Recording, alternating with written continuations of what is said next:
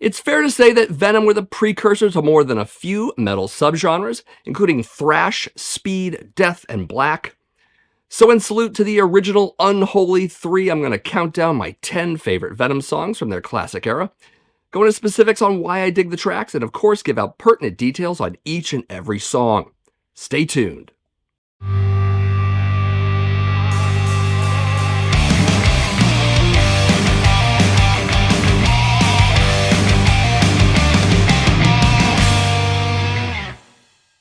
Starting with a track from their debut studio album, Welcome to Hell, released in December of 1981 by Neat Records.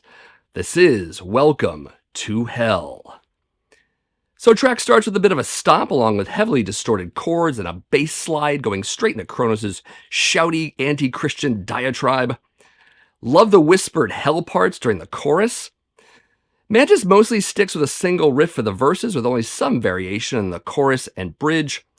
Bass is distorted and flanged, notably during the bridge.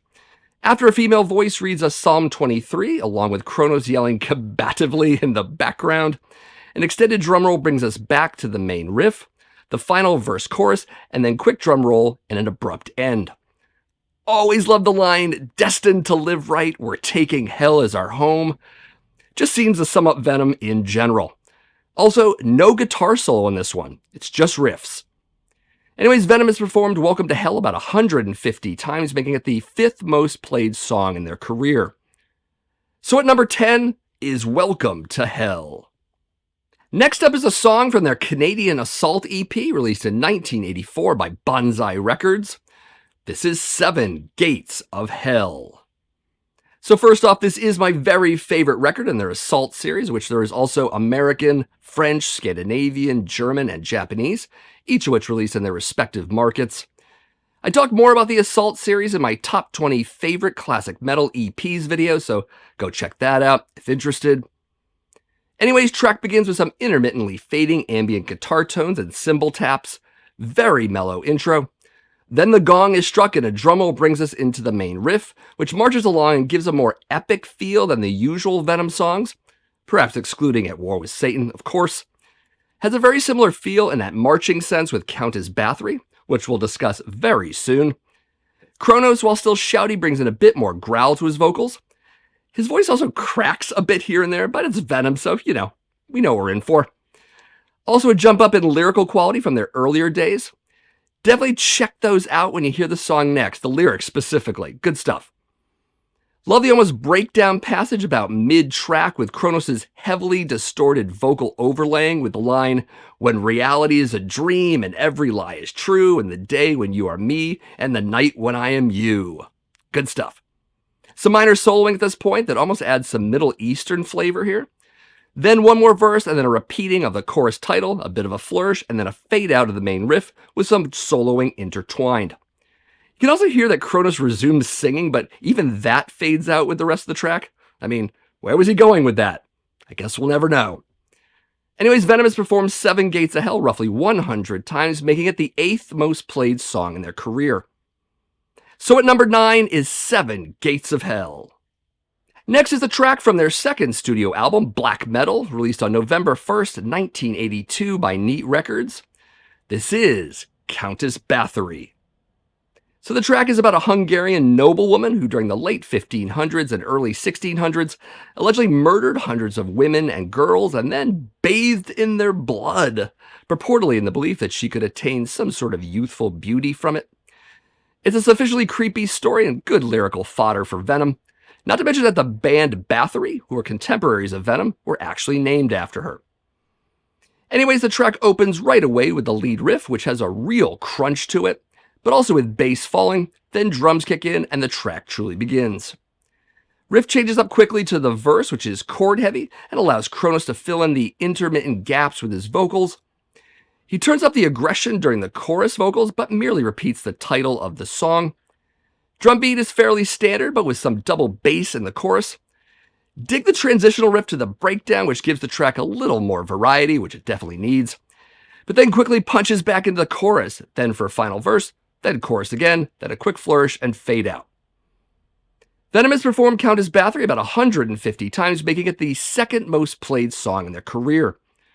Also, the track later appears as a live version on the 1985 home video release of the Ultimate Revenge Combat Tour Live, along with another track, which we'll mention later in this list. The live clip itself was originally pulled from their 7th Date of Hell home video, recorded June 1st of 1984. So at number 8 is Countess Bathory. Next up is a song from their Die Hard single released in May of 1983 by Roadrunner Records. This is Die Hard. So this was their 3rd single, released as both a 7-inch and a 12-inch, the first time the band ever released singles in 2 size formats, with Acid Queen on the B-side of the 7, and Acid Queen and Bursting Out on the 12, which is this version. Anyways, as with many Venom songs, it opens with an isolated riff from Mantas, then quickly joined by bass and drums, and then kicks into the main riff. It's enough of a pattern with Venom that it just can't be ignored. Anyways, with a series of counting tom beats, we go straight to vocals.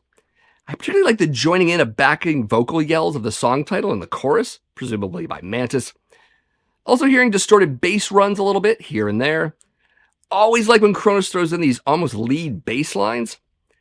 Anyways, track bookends with a hi-hat and bass drum count, a quick run through the main riff, and then the end. Venom has performed Die Hard over 85 times, making it the 9th most played song in their career. Anyways, at number 7 is Die Hard. Next is a song from the Here Lies Venom box set's version of black metal, released in 1985 by Combat Records. This is Bloodlust. So, Bloodlust didn't appear on a number of black metal's pressings back when it was new. Italy got it, and to some extent America got it. Since my standalone copy of black metal is an original Neat Records pressing from the UK, it doesn't have the track, so I went to the box set here. As a kid in the mid-80s, I did have black metal on cassette, and it did have the track, so I'm pretty used to this being a song from black metal rather than from a single, a comp, or a box set.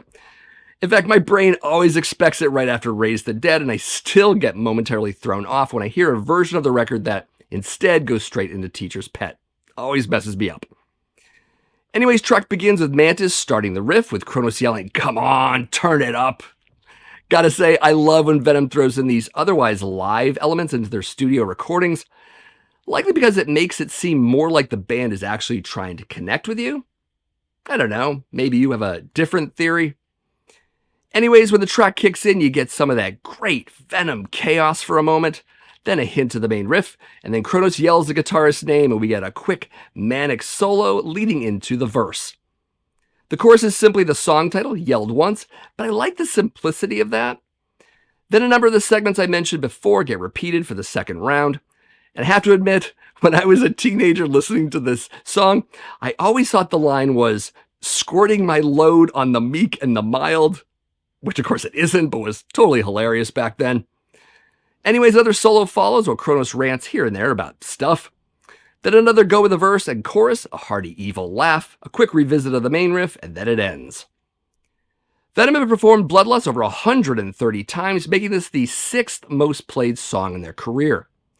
The track was also the 2nd single for the band, released on August 13th, 1982, with nomine Satanas as the B-side. More on that song later. Senile Decay was also recorded during the session, but it didn't make it to the single.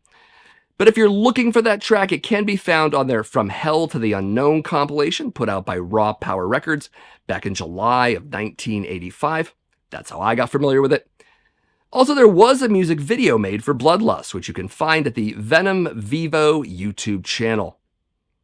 So at number 6 is Bloodlust. Next up is a track from their Warhead single, released in January of 1984 by Neat Records. This is Warhead.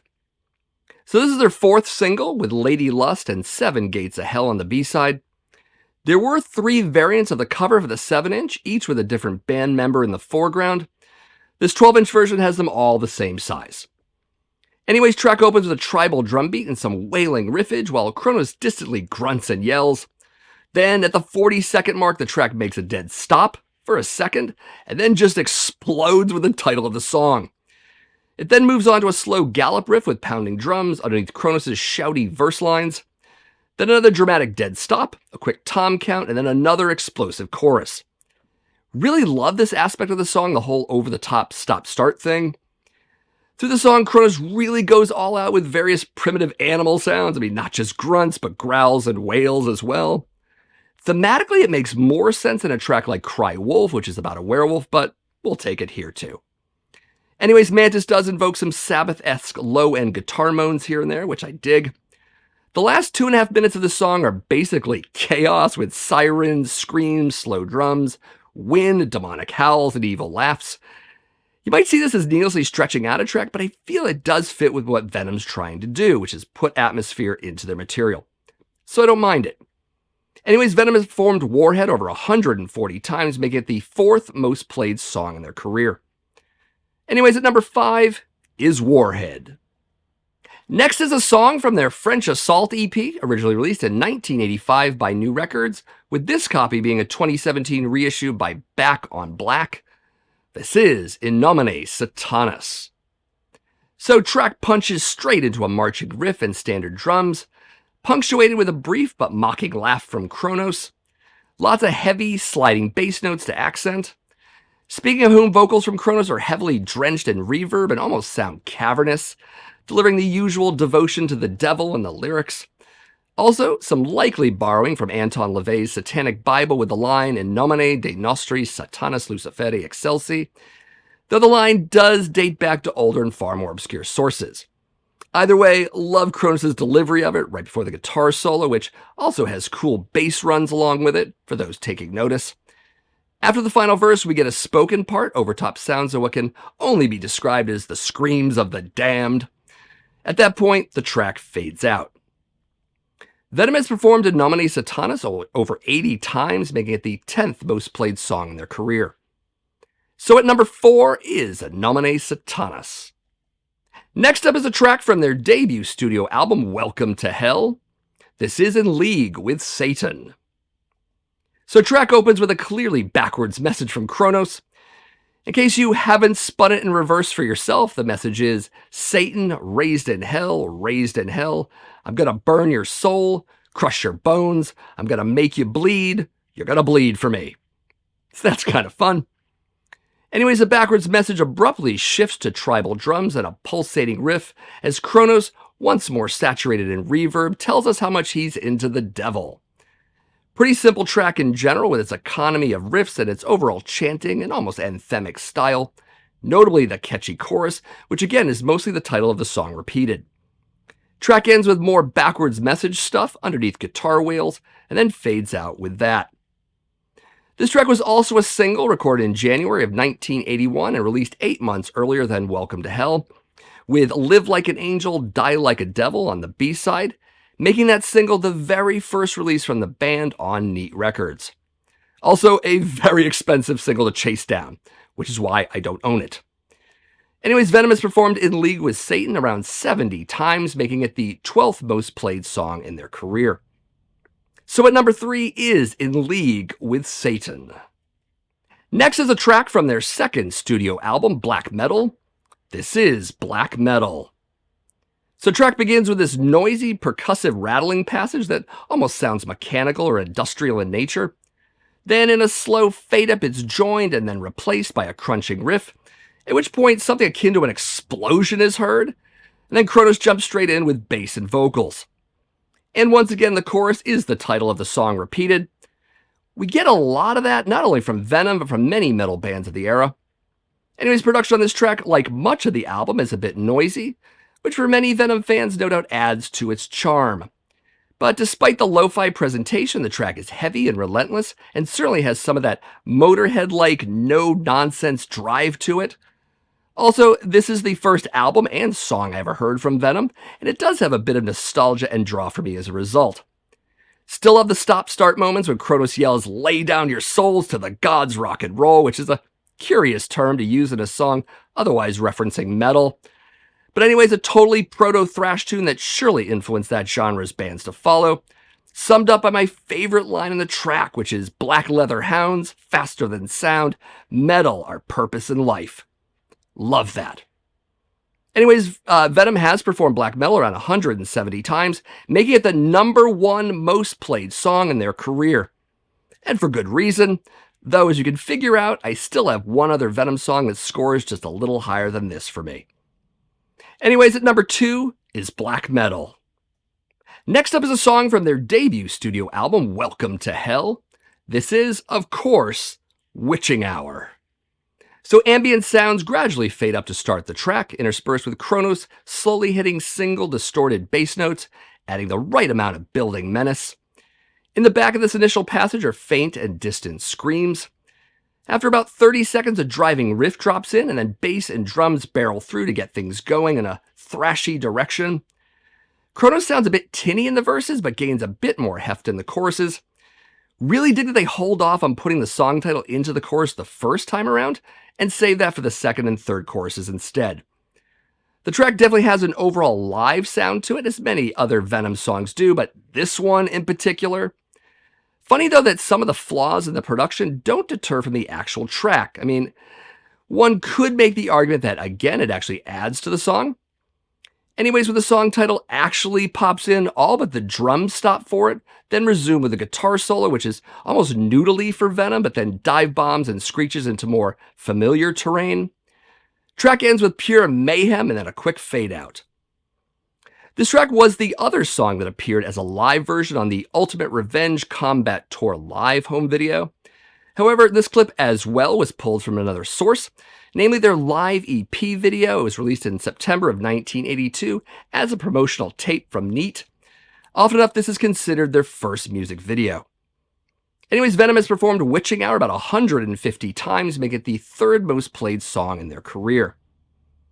So my number 1 Venom song is Witching Hour.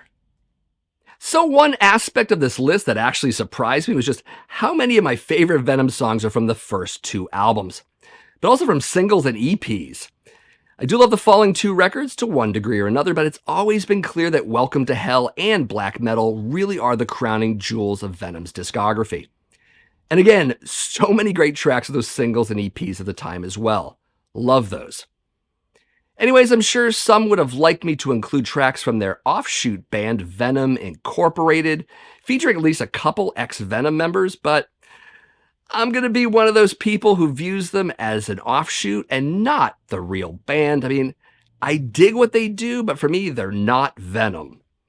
And in either case, since none of the modern material from either band made it to my top 10 list, it's pretty much a moot point anyways. And regarding those live numbers I gave out, some might have noticed how low they are. Truth be known, Venom hasn't toured extensively in their career, either back then or now, and for a number of reasons, both external and internal. They hit a lot of summer festivals these days, mostly in Europe and South America, with very few American appearances, if any. It's just the way it is. Anyways, hope you enjoyed my list of favorite Venom songs, but since you and I are not the exact same person, I'm sure you have your own choices for a Venom top 10 song list. Feel free to let me know what your list would look like, what you thought of mine, and anything else that makes sense in the comments below. Also, I did do one of these top 10 song videos for Anthrax as well, so if you're interested in that, you should go check that out. And if you're just joining me and don't know much about my channel, my name is Matt. This is the Accusation Network, where each and every week I do videos on classic and modern metal, but also metal vinyl collecting. If you like the sound of that, definitely subscribe to my channel if you haven't already done so. Maybe give this video a like, and then share my videos with some of your friends on social media. And as always, thank you for watching, and I'll see you in the next video.